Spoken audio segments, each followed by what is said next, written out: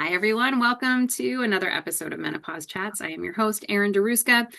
This is just a reminder that this conversation is for informational purposes only and is not and should not be considered medical advice.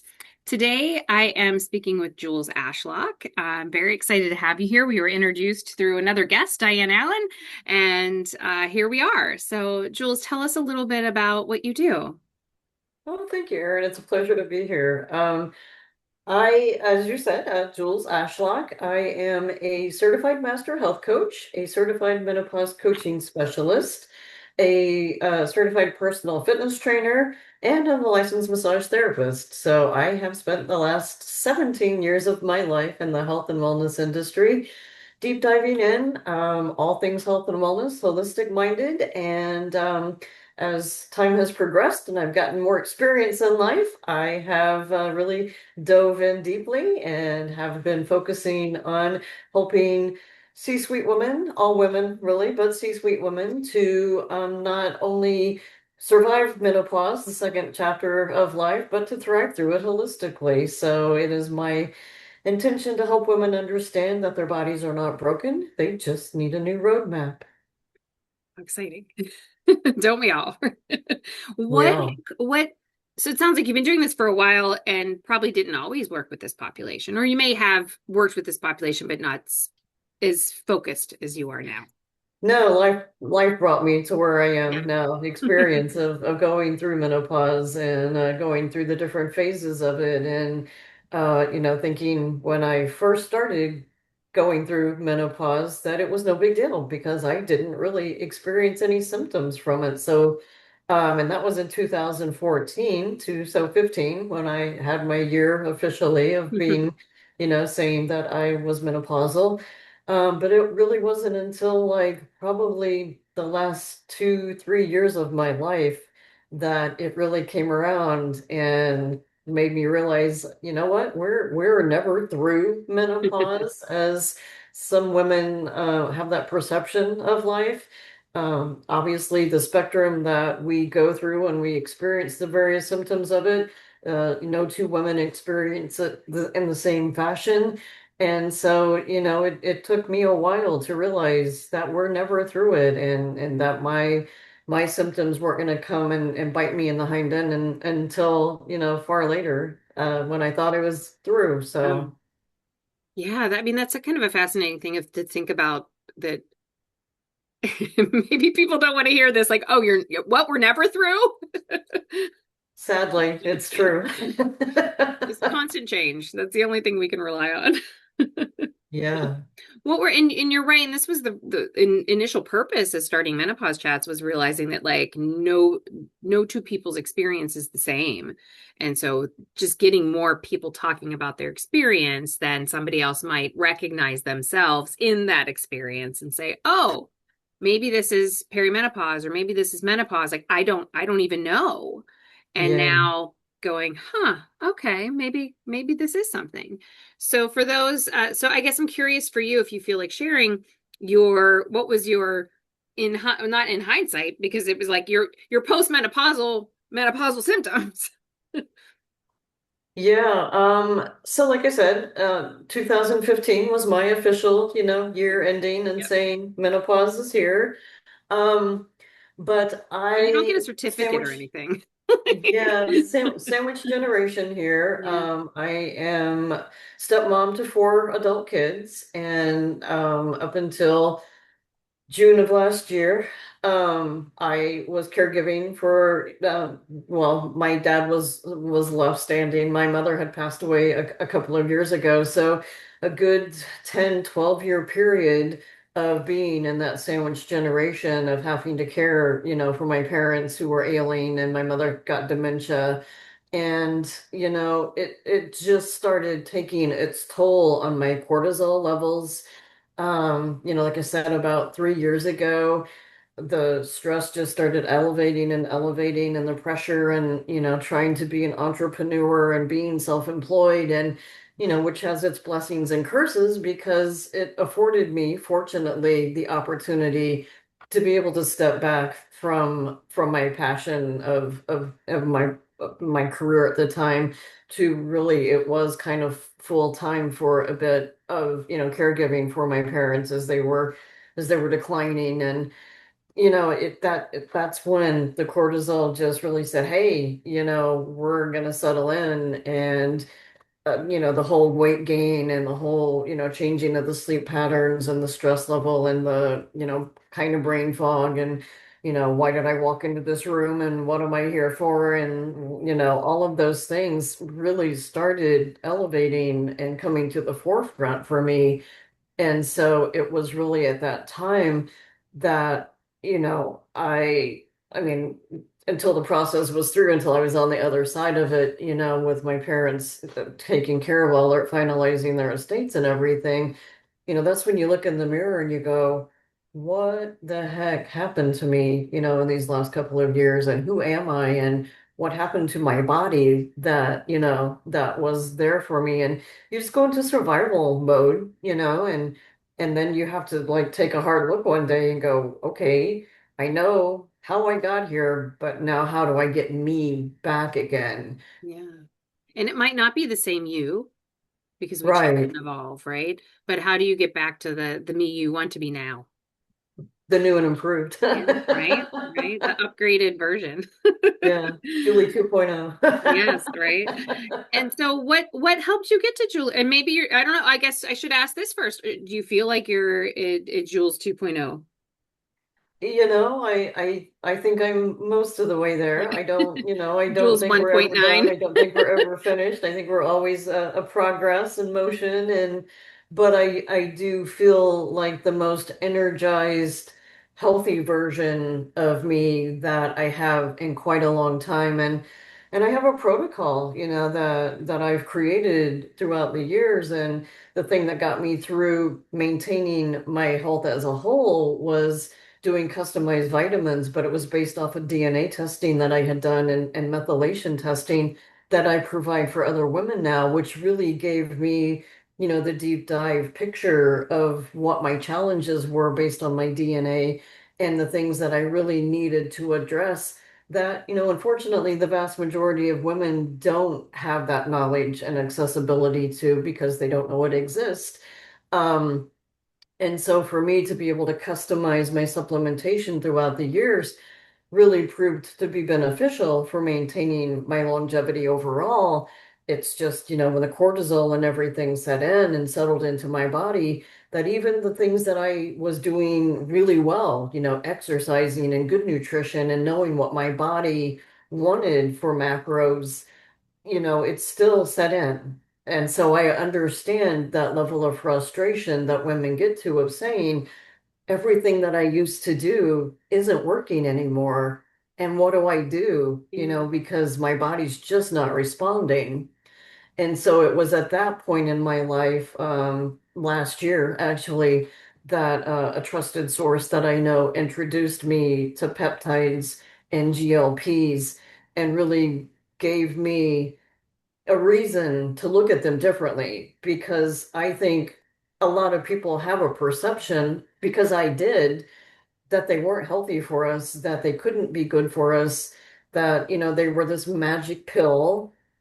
Because I had seen, a handful of people on social media that you could tell they had lost a lot of weight, but they also didn't look healthy. They looked older, they looked frail, they just, they looked like they had aged. And so my perception was these things can't be good for you, and so I carried that perception for a good long while until my friend, who again, a trusted medical holistic provider, said, I think maybe I've gotten a different perception of these, and I think that you might want to consider looking at them differently too. And so I did, because I was at the end of my rope of, everything that I was trying wasn't working.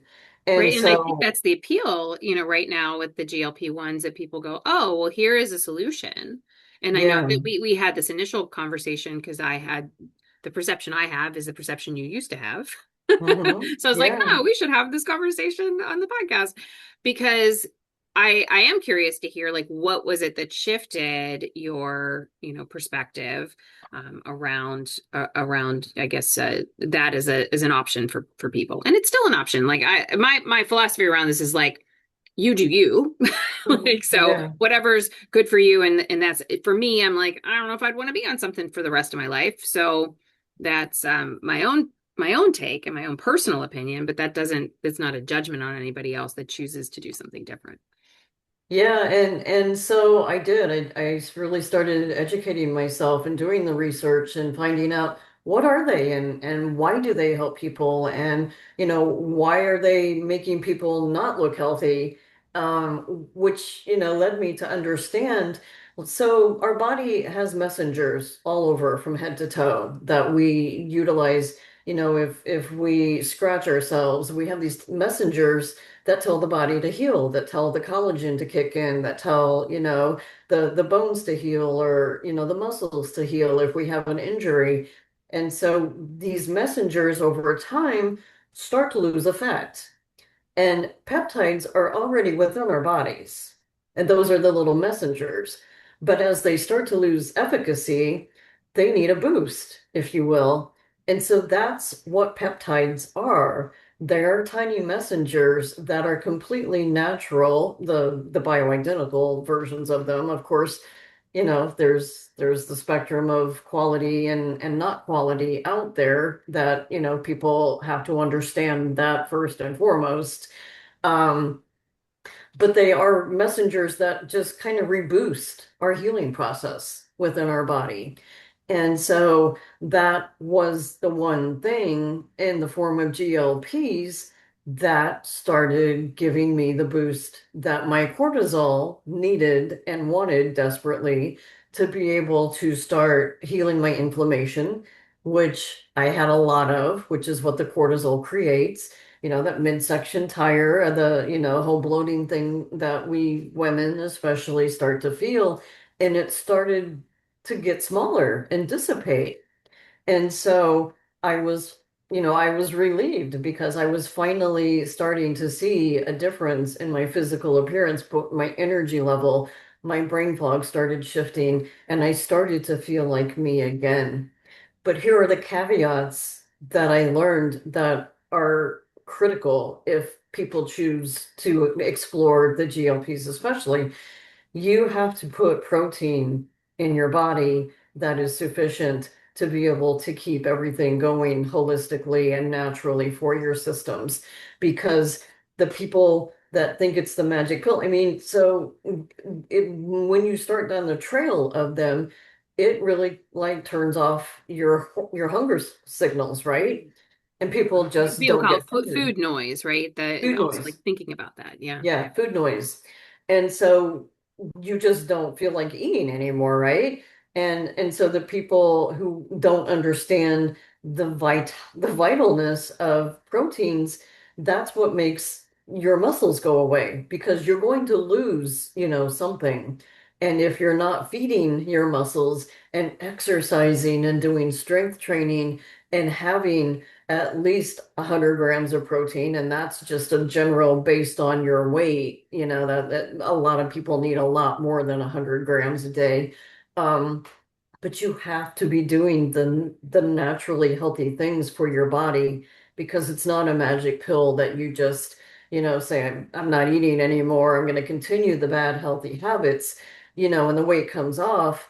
And then when people decide to stop taking them, the vast majority of the people, if you haven't conditioned your body naturally to do the healthy things, that weight's going to come back on and probably more than you lost to begin with. And so that's why people go, oh, these things are terrible for you. They don't work. They kill your pancreas. They do these terrible things to your body because you have to condition yourself to do the naturally healthy things along the way and make that your daily habits. Well, it sounds to me like any diet, right? Like any kind of restrictive diet. I know I've been on plenty of them and can speak to this that like cutting out all the carbs, the minute you bring carbs back, if you just go back to your old eating habits, then you're going to be in the same position if or larger than before. Yes. And So I think anytime you're in a sort of restrictive, which is what sounds like in some ways might happen for people, is that they're restricting because they don't Mhm. think about eating because they're Yeah, not hungry, yeah. then, it puts them in that sort of almost, I would say, like a starvation mode, it sounds like. To the extreme, it could. Yeah. It could. The key thing is whenever you start to go, what am I going to put in my body? It has to be protein first and protein priority because if you start, like you said, shoving carbs in, you're going to get full on those pretty quickly, and you've given your body no nutrition. Yeah. Even if they're good carbs. Yeah. Yeah, So, I mean, but that's where my DNA test kind of comes in too. Like I really customize for the people that I work with because the DNA test tells you what your macro breakdown should be. yeah. Some of us are carb sensitive, some of us are fat sensitive. And so when we really understand exactly what our bodies are, craving, then I can really help to customize that nutrition scale so people are getting the balance that they need with the protein heavy to Yeah. begin with. Yeah, and I shouldn't have said good carb, bad carb, but just healthier carb. Healthier choice versus less healthy choice. No, it truly is a scale for sure. Yeah, yeah. And so that's interesting. So I'm curious about this. So there's some people that protein, maybe is it that they metabolize it different or, versus fat versus carbs? For sure, for sure. I mean, if we carry inflammation in our bodies naturally, then the way that we process those macros is going to be different. And that's really, again, where the customization comes in to find out, how are you going to process your macros as you're, along the health journey. So And just so to be clear, in case people are listening, they're like, what the hell are macros?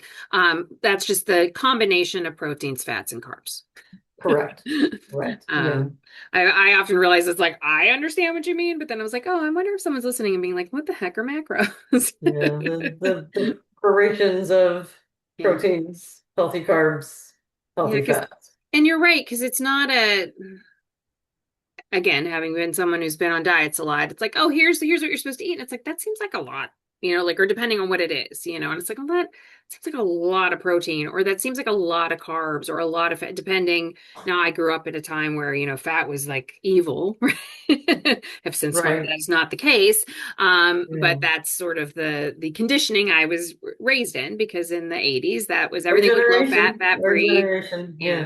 Yeah. And then I think about all the chemicals that we ingested because instead of that, you got some other stuff. So, We didn't pay attention to all of those chemicals. We just wanted it to right? say We just fat wanted the free. cookies without the fat, or the potato chips without the fat, and that caused a whole other Yeah, problem. So, exactly. It's all good. but so is there a difference between, because I don't know, is there a difference between GLPs or GLP-1s? Well, I guess there's different numbers of GLPs as well. So There there's are. that, and peptides, or is like or GLPs a type of peptide? Is that the Peptides are the category as a okay, whole. gotcha. GLPs are a peptide. Okay. There is TBC 157 is a peptide. There is glutathione is a peptide. There are literally dozens of individualized peptides that can be beneficial for, so many different things that we go through in life. And some people they called stack them. And so some people will do GLP-1s and TBC 157 because that is known to really help alleviate muscle and tendon and joint pain. And so people will stack them together because it will help, escalate your ability to be able to work out and move and do the things so that you're, able to take the weight off in a healthier fashion. But they've come up and every day they're doing so much research, especially on GLP-1s, that they are good for your heart health. They are good for our brains. They're really, really heavily right now doing so much. They're finally starting to come around and do research for women's health and finding that GLPs have been found to be very beneficial to help if people have, especially a propensity for dementia. and Alzheimer's in their DNA, that GLPs are really helping to prove to be beneficial to cut that off. But again, heart health for women, especially, because women have a propensity for heart issues as we age. And so they're really discovering that there are a multitude of proactive benefits for GLPs beyond just the weight loss, as well as the rest of the peptides out there right now. It's just an ever-changing by the day, new discoveries that they're coming out with that you mentioned earlier, about people not wanting to be on these lifelong. Mhm. And I understand that concept. And people will, it's called tearing up, and GLPs, if you haven't reached the weight loss that you're, wanting to, then it'll increase the dosage of it. But once you have reached that point where you have maintained, your healthy weight, then there are microdosing options that people will choose to do.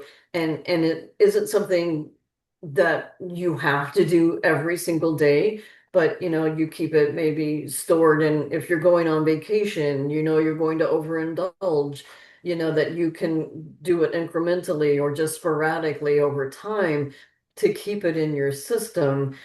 But, when people again have heart issues, DNA wise or genetic wise, then people are choosing to do a microdose every single day for that benefit alone. Or again, my mother had dementia. I don't want to end up like my mother.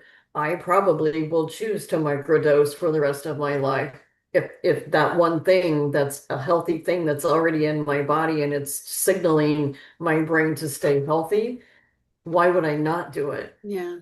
Well, and I think like anything, even if it's just, regular diet and exercise or, people who have weight loss surgeries, it's not the magic bullet that people think it is. I mean, I've known individuals who have had, weight loss surgeries and, you know, years later have put the weight back on and Yeah. so I think it sounds like with anything, one, it's a personal choice, obviously. Mhm. A choice probably to also a conversation to have with your doctor Yeah, or a yeah, healthcare for sure. professional. And then, just trying to outweigh any sort of risks versus benefits that each individual, I mean, the same thing happened for me with this, the conversation of do I go on a statin, and it's like, well, let's talk about like, let's get evaluated. Let's look at all the different things. And then let's have a conversation about like, what are the risks of being on it? What's the versus the risks not being on it and make a Mhm. personal choice. Yeah, no, 100%. I can't encourage people enough to do your research. Yeah. Don't rely on everything your doctor says because they are very Or good what you and hear in a skilled. podcast. They're very good and skilled at some things in life, but they don't know everything. And they, they're they're sometimes not the best source for your sole determination to rely on them. And I'm not here to badmouth the medical profession, but I am here to advocate. Do your research, be Yeah. your best advocate. Don't just rely on what your doctor is recommending for you. Know what it's doing to your body, know what the side effects are, know what the risks are, and know what can you do holistically and naturally proactively to avoid medications, if you will. Yeah, I mean, I think this audience alone probably is like, oh yeah, I don't, necessarily believe doctors anymore because so many people have been dismissed in their menopause Well, experience. unfortunately, the reality is with menopause, which is Yeah, what we're here to talk yeah. about, the medical profession is not trained No. to discuss it, to give you advice, which is really sad and unfortunate, which again is why I'm saying you have to do your research and be Yeah. your own advocate. And if your doctor tells you flat out no about something that you believe in your gut is beneficial for you, get a second opinion or find another doctor. If you're dismissed, if you're told it's all in your head, if you're told there's nothing that can be done about it, Or if you're you're too told young. That's what I hear from people. you're too young, Yeah. because menopause symptoms can start naturally as young as 36 years of age.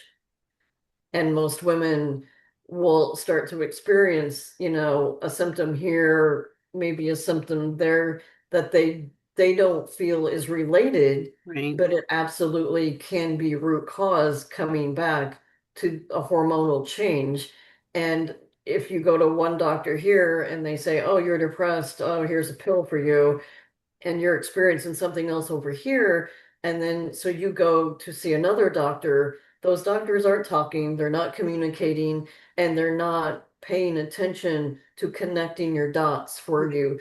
So again, you have to advocate and pay attention to what's going on in your body because you know it better than anybody else does, and you deserve to get the absolute best answers for yourself. Yeah, 100%. And that is exactly, part of my story, right? Of not having those dots connected.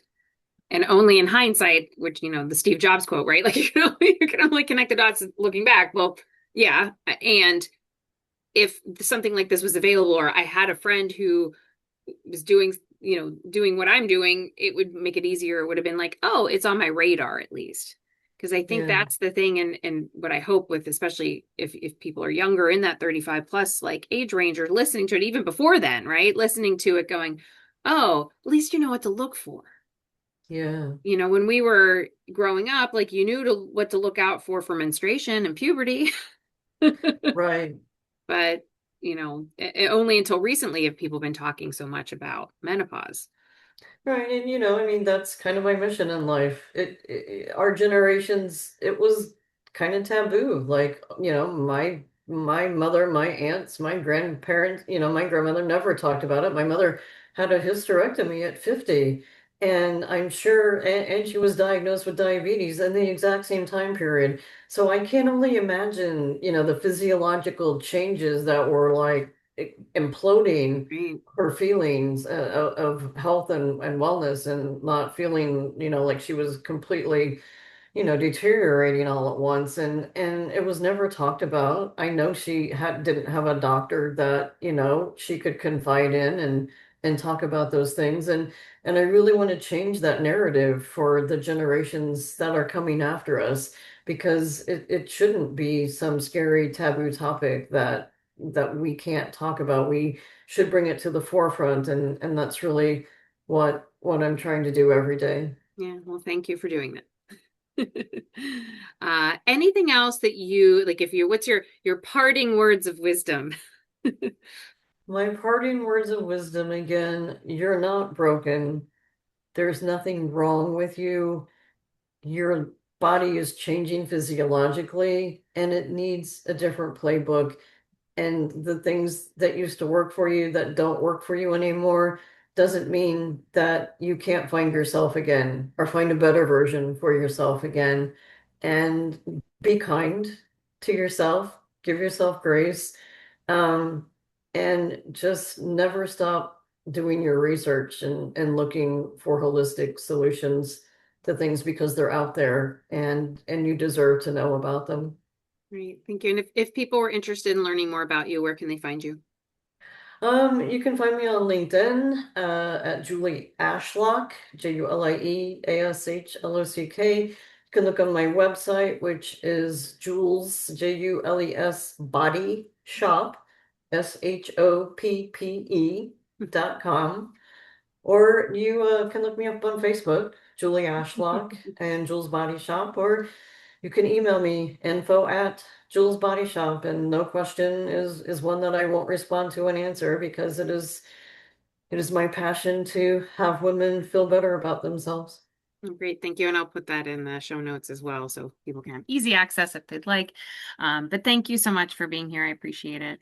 Yeah, And my thank you. pleasure. Thanks for having me. Yeah, of course. And thank you for listening today. And be honored if you would subscribe or shared Menopause Chats with others. And if you're interested in being a guest, please reach out to me. But until next time.